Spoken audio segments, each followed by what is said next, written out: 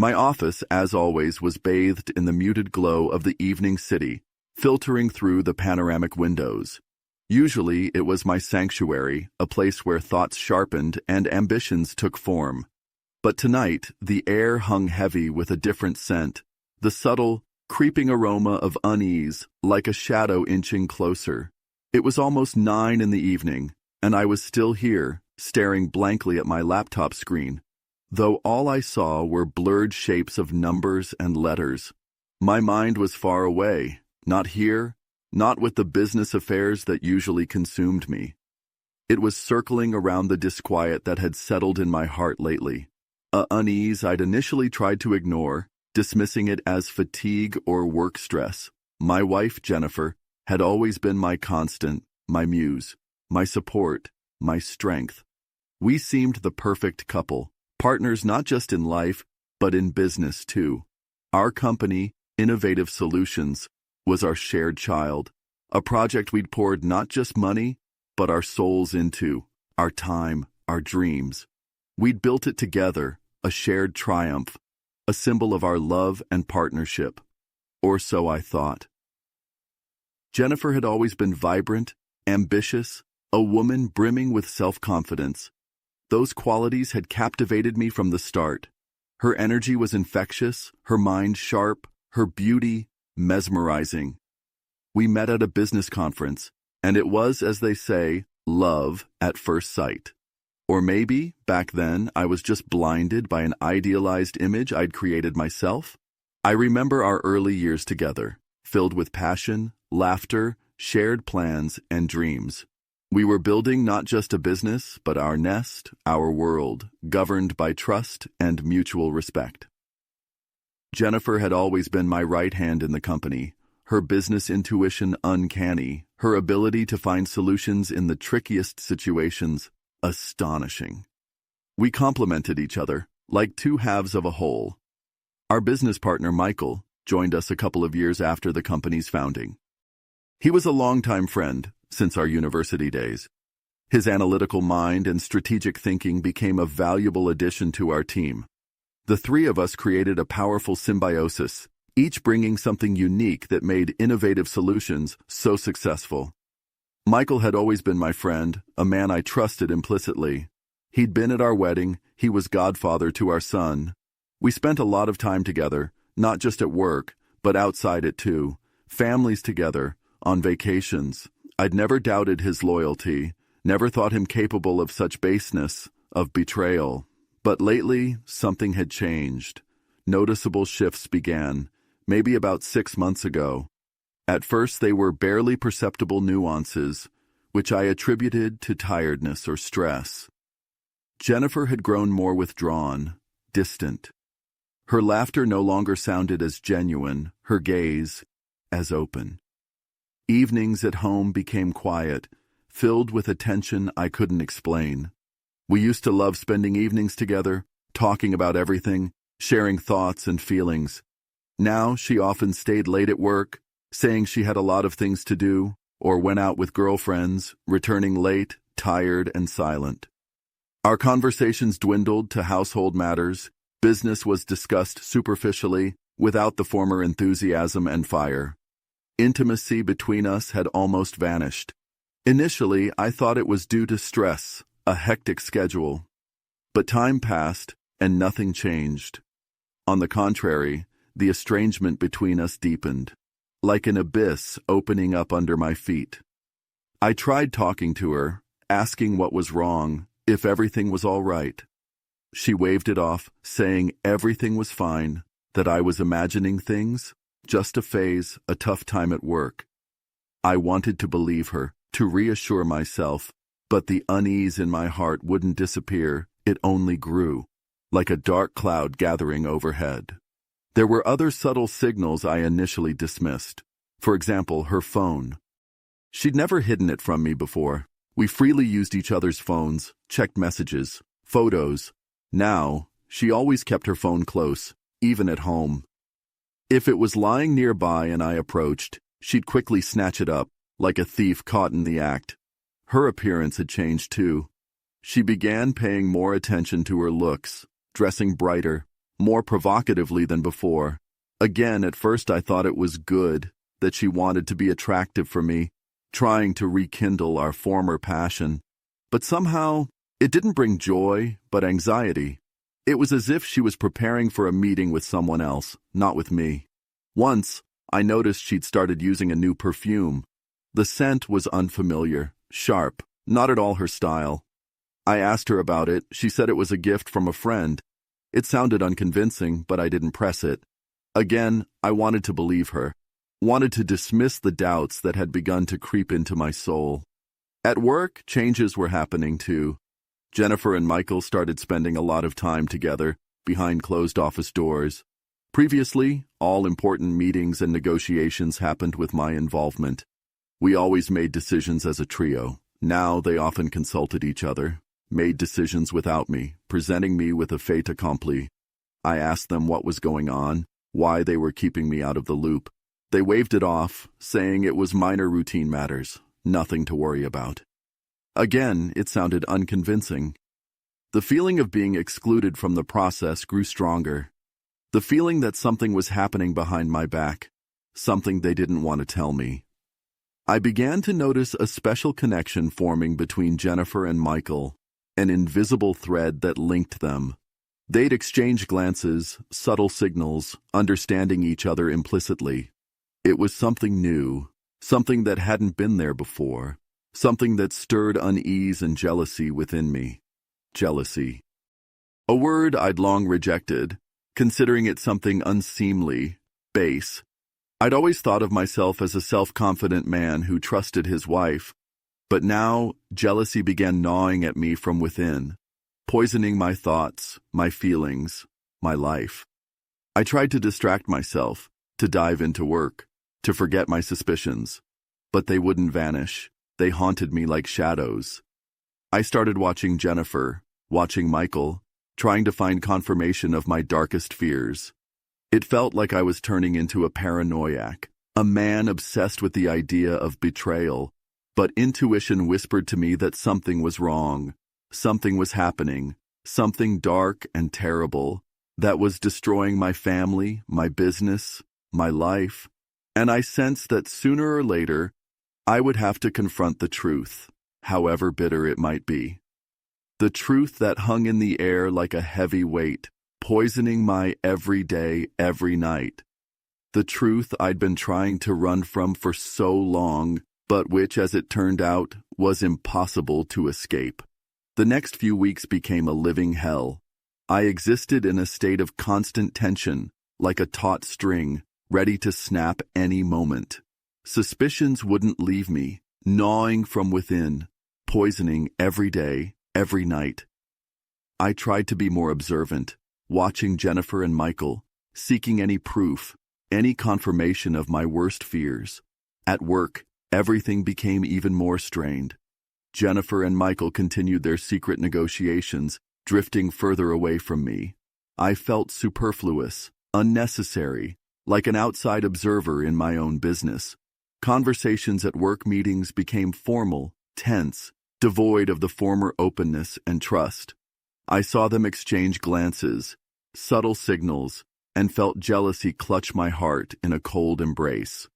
At home, the situation was no better. Jennifer grew even more withdrawn, distant, silent. Evenings passed in silence, filled with a tension impossible to dispel. Our conversations were reduced to formal phrases, household questions, devoid of any sincerity or warmth. Intimacy between us had vanished completely, like a phantom shadow. I tried talking to her, asking what was wrong, why she was so distant. She waved it off, saying everything was fine, that I was imagining things, just tired from work. But I saw lies in her eyes, evasiveness in her gaze, heard falsehood in her voice, and that hurt even more than silence. One evening, a Thursday, if I remember correctly, Jennifer was getting ready to meet friends. She said she'd go straight from work. They were planning dinner at a new restaurant downtown. I nodded, pretending to believe her, though I didn't believe a word. Intuition told me she was lying again, that her meeting with girlfriends was just a cover for something else, something dark and dangerous. After she left, I stayed alone in the empty apartment, immersed in heavy thoughts. Unease wouldn't leave me, gnawing from within, like a venomous snake.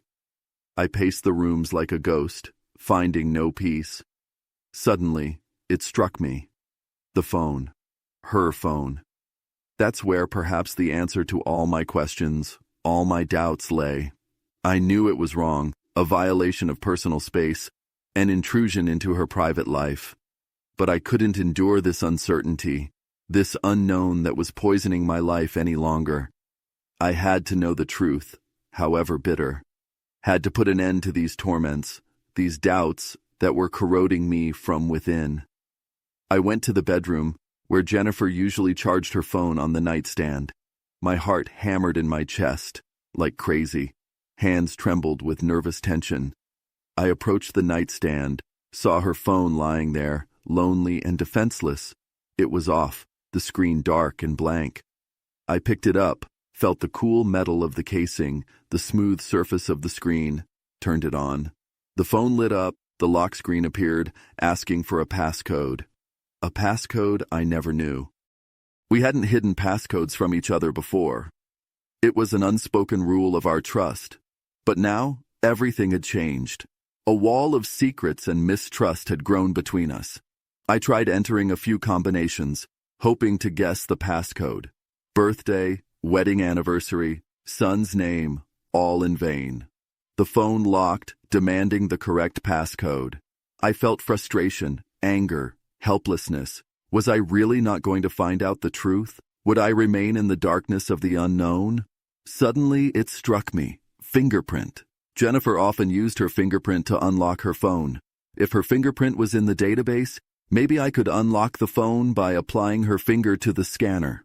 It was a risky move, but I saw no other way out. I went back to the bathroom, where Jennifer usually showered before bed, found her towel, which she'd tossed on the floor after her morning shower. Her fingerprints might still be on the towel. Carefully picked up the towel, gently applied it to the fingerprint scanner on the phone. Nothing. The phone didn't react. Tried again, changing the finger position, applying it at different angles. Again, nothing. Frustration mounted, like a dark wave. Was it a pointless endeavor? Would I never know the truth? And at that moment, when I'd already lost hope, a notification suddenly appeared on the phone screen. Not a passcode, not a lock, but a regular notification displayed on the locked screen. A message from Michael. My heart hammered even faster, like crazy. I froze, staring at the screen, reading the lines of the message that blazed before me in bright letters. Sweetheart, already waiting for you. Can't wait for our meeting. Tonight will be different. Promise. A few lines, a few words, but they exploded like thunder in a clear sky. They pierced right through me, like sharp arrows, shattering my heart into 1,000 tiny shards.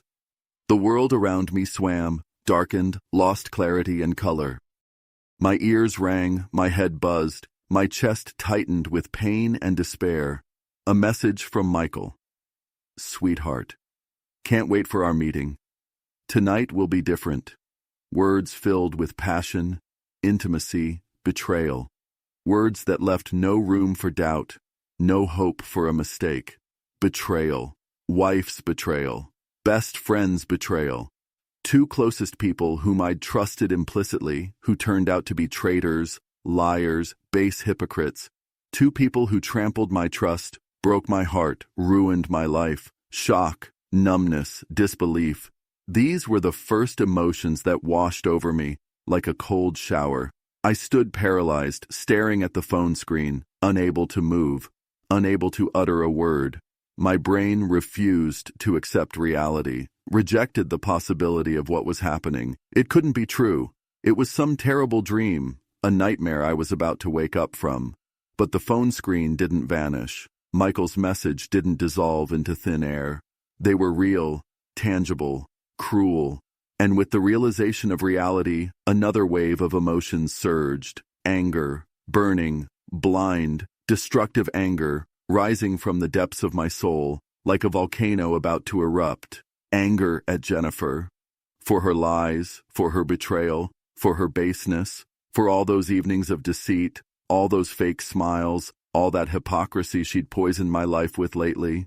How could she? How could she do this to me? To the man who loved her, who trusted her, who gave her everything? Anger at Michael. For his betrayal, his baseness, his hypocrisy. For all that brotherhood, all that friendship that turned out to be a false mask, behind which betrayal and deceit were hidden. How could he? How could he do this to me? To a friend who trusted him, who considered him almost a brother, who'd given him a part of his life. Anger at myself. For my blindness, my credulity, my naivety. For not seeing the obvious, for ignoring the alarm signals, for letting them deceive me, for letting them ruin my life. How could I have been so foolish? How could I have been so blind? Anger mixed with pain. Dull, aching, corrosive pain, squeezing my heart like a vice. Pain from betrayal, from disappointment, from loss. Loss of trust, loss of love, loss of faith in people. Pain from realizing that everything I'd considered real, solid, and unshakable had turned out to be an illusion, a fake, a deception. I stood paralyzed, staring at the phone screen, torn apart by pain, anger, and despair. Tears streamed down my cheeks like hailstones. I wept like a child, wept from pain, from resentment, from helplessness. Wept for lost happiness, for ruined life, for a broken heart. At that moment, I heard the sound of the door opening. Jennifer was back, sooner than I'd expected. Or maybe time had flown by so fast while I stood, petrified, staring at the phone screen. I don't know. Don't remember. I only remember the sound of the opening door and her voice ringing out from the hallway. "Honey, I'm home!" A voice I once loved, which used to sound like music to me. A voice that now sounded like a false note, like a lying echo. A voice that stirred not joy, but anger and disgust. She entered the bedroom, saw me standing with her phone in my hands, face streaked with tears. Stopped, staring at me in surprise. In her eyes, astonishment, anxiety, and perhaps a barely perceptible glint of fear. What happened?" she asked, her voice trembling. I was silent, unable to utter a word. Just silently extended her the phone, screen forward, so she could see Michael's message. The message that exposed everything. The message that ruined everything. The message that turned my life upside down. She took the phone, looked at the screen, read the message. And at that moment, her face changed. Astonishment morphed into fear, anxiety, into panic, and in her eyes a fire of anger flared. Where did you get my phone?" she demanded, her voice becoming sharp, aggressive. "Who allowed you to rummage through my things? Are you spying on me?" Her reaction shocked me even more than Michael's message. Instead of remorse, instead of apologies, instead of even attempting to explain, she started accusing me, the victim of betrayal, of spying on her, of rummaging through her things. It was the height of cynicism, the height of audacity, the height of bitchiness. In that moment, I understood that standing before me wasn't the Jennifer I once loved, whom I considered my wife. Standing before me was a stranger, a deceitful, base, hypocritical bitch, with whom I had nothing left in common. Nothing but pain, anger, and despair, and a desire for revenge. "Spying on you?" I finally managed to say, my voice sounding hoarse, like stones grinding together. "Are you serious? You're asking me spying on you? After everything I just saw? After this message from your lover?" I pointed at the phone, which she still held in her hands, like a venomous snake. She glared at me defiantly, not a trace of remorse in her eyes, only anger and irritation. "That's personal," she spat out, her voice even sharper, like a knife blade. "You had no right to go through my phone. You violated my personal boundaries." "Personal?" I laughed bitterly, joylessly. "Betrayal is also personal? An affair with my best friend and business partner? That's a personal matter that doesn't concern me?" Michael isn't your best friend, she retorted, her cheeks flushing crimson. And he's not your business partner. He's our business partner. And anyway, it's none of your business what goes on between Michael and me. None of my business? I felt anger rising in me again, like hot lava. Are you kidding? You're my wife. We're married. We're partners not just in business but in life too. How can it be none of my business if you're sleeping with another man, especially with my so-called friend? Marriage is just a formality. She spat, her eyes flashing lightning. A piece of paper that means nothing. I'm a free woman, and I have the right to do what I want. If I want to sleep with Michael, it's my business, and mine alone. Her words struck like a slap, like a punch to the gut. I stood there, stunned, unable to believe what I was hearing. Was this speaking to me, the woman I once loved, trusted, with whom I'd spent so many years? Was this the same Jennifer I considered my muse, my support, my strength? Formality? I whispered, my voice barely audible. Everything that was between us, love, trust, respect, shared dreams, plans for the future, is all that just a formality to you? Empty sounds, worth nothing? Don't exaggerate, she snapped, her voice cold, hard as ice. Love? What love? You're always at work, never home. You're only interested in business, money, success. You've always been indifferent to me. I felt lonely, abandoned, unwanted. Michael was the only one who understood me, who valued me, who gave me attention and warmth. So, you decided to betray me with him? I asked, my voice breaking with pain and resentment. So, you decided to fill the void in your life with betrayal and deceit? Is that the solution? Is that the answer? What choice did I have?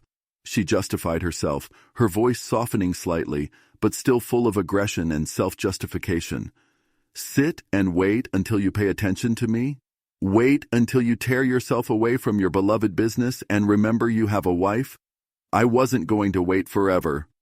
I was working for us, I countered, feeling anger engulf me again. For our family, for our future. Everything I did for you, for us, and you. You repaid me with betrayal and deceit. You were only working for yourself, she insisted, her voice becoming sharp and angry again. You only thought about your ambitions, your money, your success, and me. I was just decoration for you, an accessory to your successful life.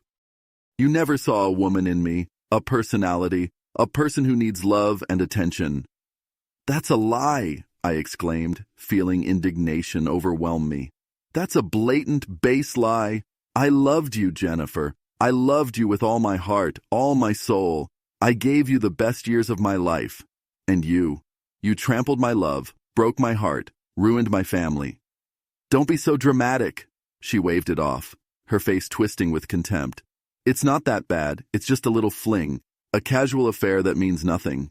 We can forget everything, fix everything, go back to our old life. Forget? I repeated, as if in a dream.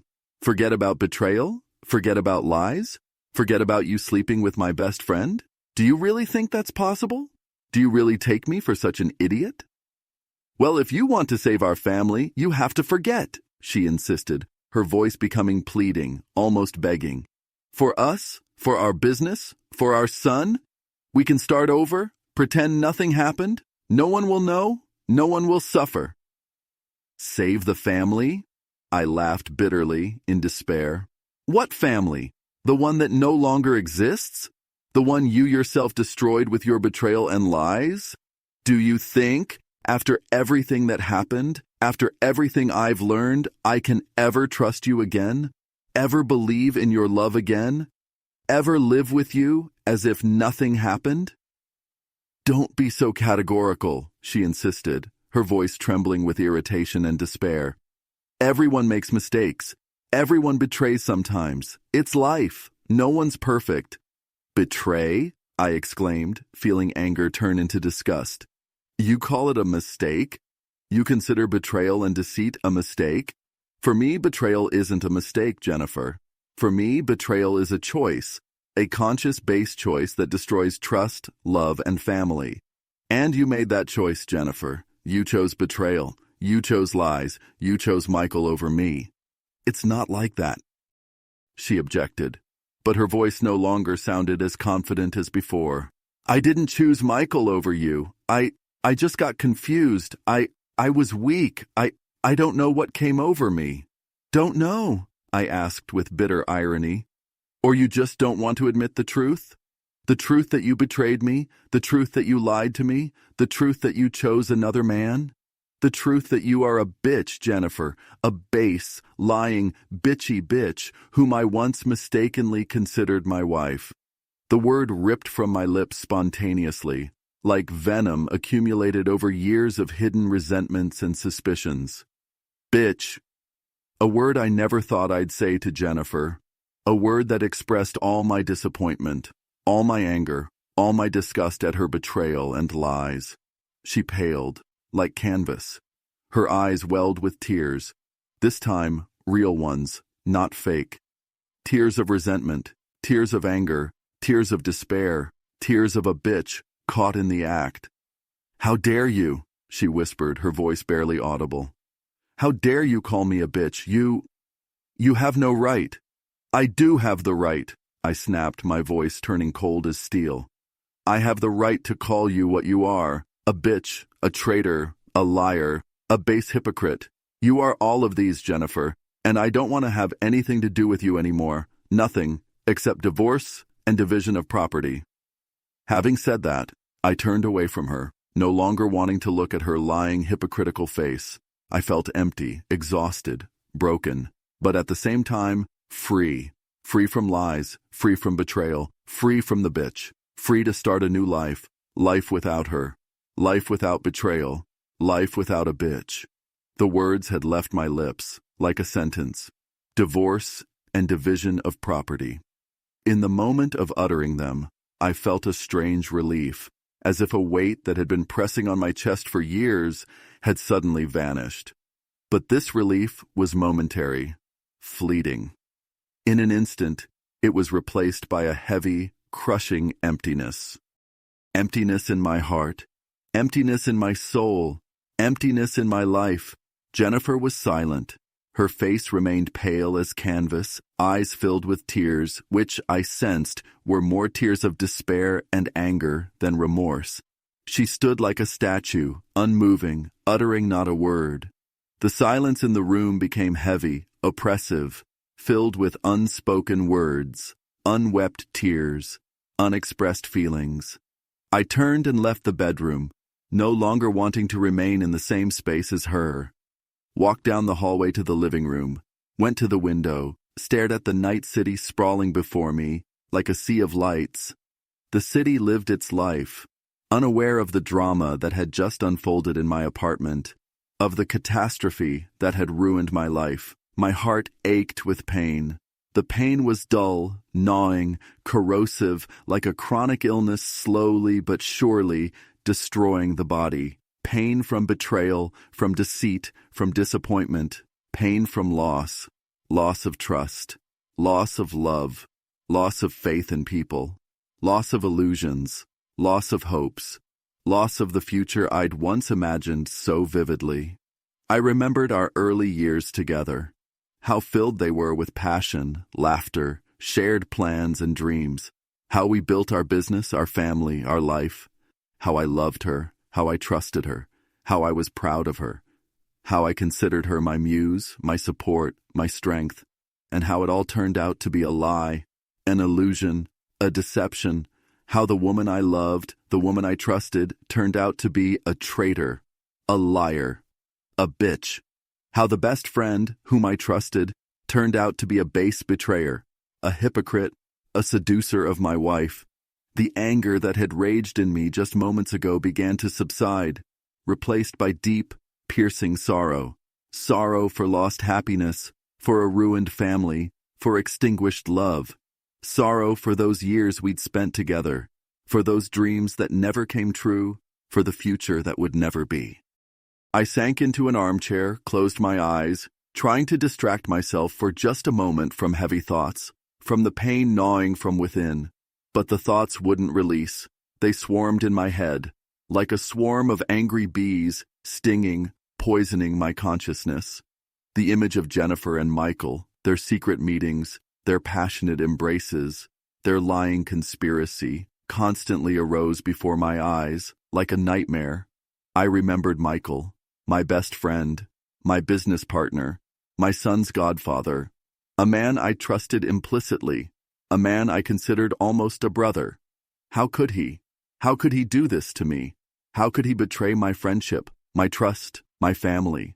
Was everything that had been between us, everything that connected us, just a lie, a false mask, behind which betrayal and deceit were hidden?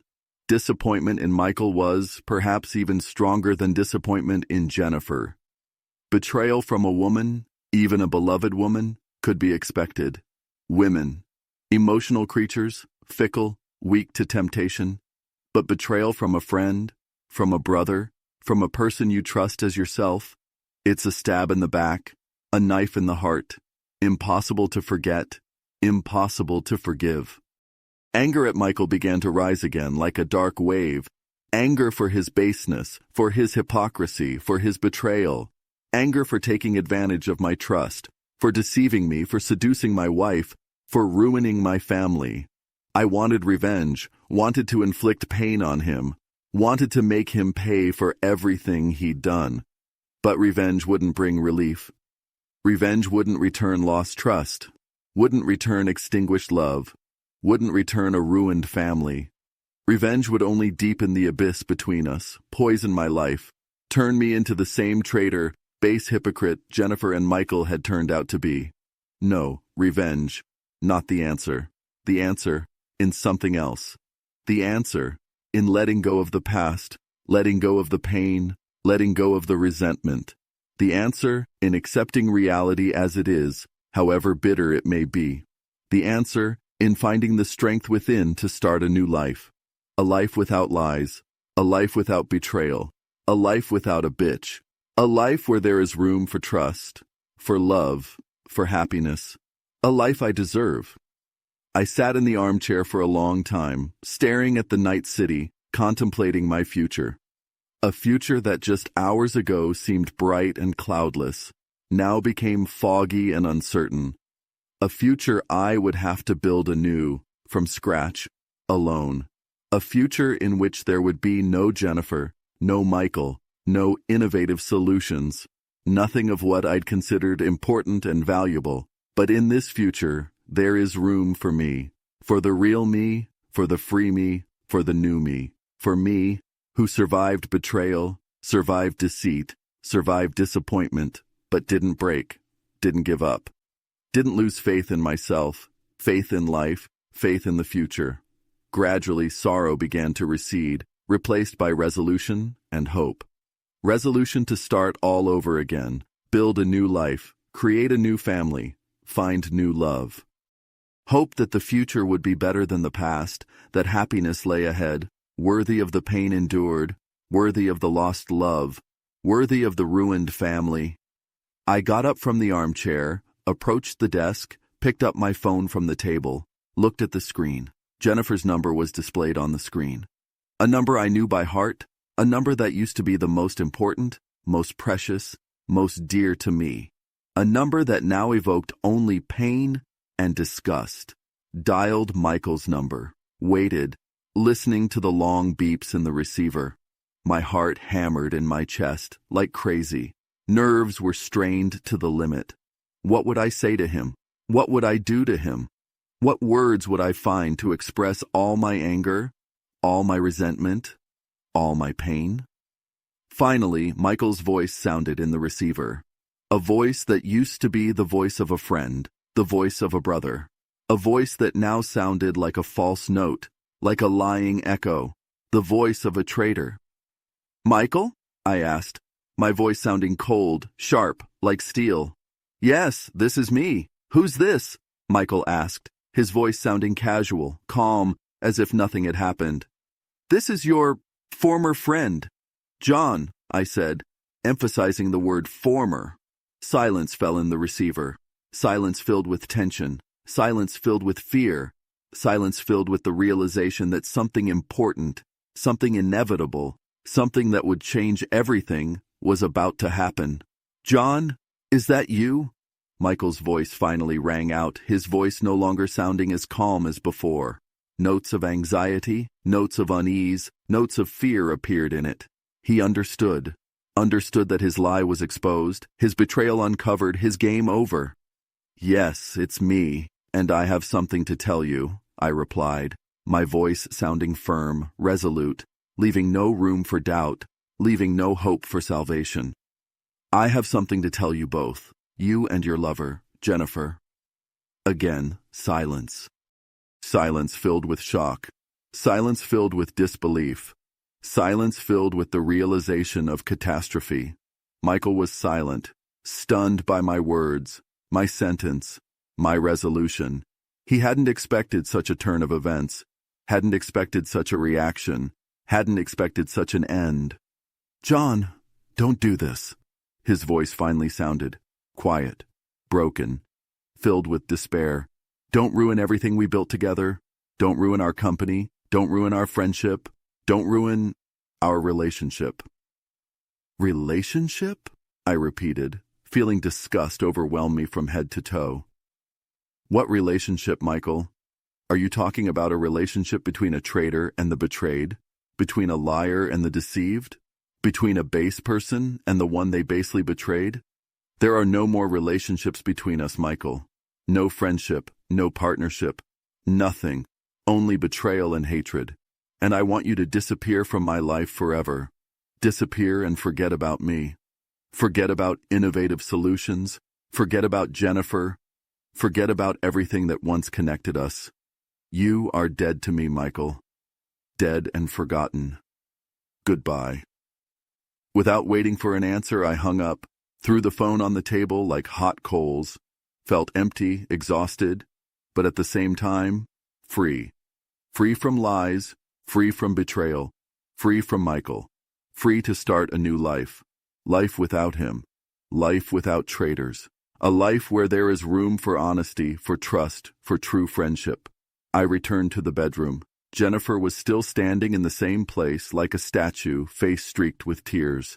Looked at me with hope, with pleading, with despair, hoping perhaps that I'd changed my mind, that I'd forgive her, that I'd give us another chance. "It's over, Jennifer," I said quietly, but firmly, like a sentence. "I'm filing for divorce. I want you to pack your things and get out of my apartment." "I don't want to see you anymore. Don't want to hear you anymore. Don't want to have anything to do with you anymore. It's over between us, Jennifer. Forever." Hope faded in her eyes. Tears flowed anew, like from a burst dam. She fell to her knees, sobbed like a wounded animal, pleaded, begged for forgiveness, swore love, promised to change, to become different, to return our former relationship. But I was implacable. My heart was broken, my trust trampled, my love extinguished. I no longer believed her, didn't believe her words, didn't believe her tears. To me, she was dead. Dead as a wife, dead as a lover, dead as a person. "Pack your things, Jennifer, and get out of here," I repeated, my voice sounding cold, hard as ice. "You have until morning. Tomorrow morning, I want you gone. Otherwise, I'll call the police. Understand?" She silently nodded her head, without raising her eyes, continued to sob, sitting on her knees, like an abandoned child. But it no longer moved me. I felt only emptiness, only indifference, only a desire for her to disappear from my life forever. I turned and left the bedroom, leaving her alone with her tears, her despair, her betrayal. Walked to the living room, sat in the armchair, stared at the night city sprawling beyond the window, felt empty, exhausted, broken, but at the same time, free. Free from lies, free from betrayal, free from the bitch, free to start a new life, a life that I hoped would one day become happy again.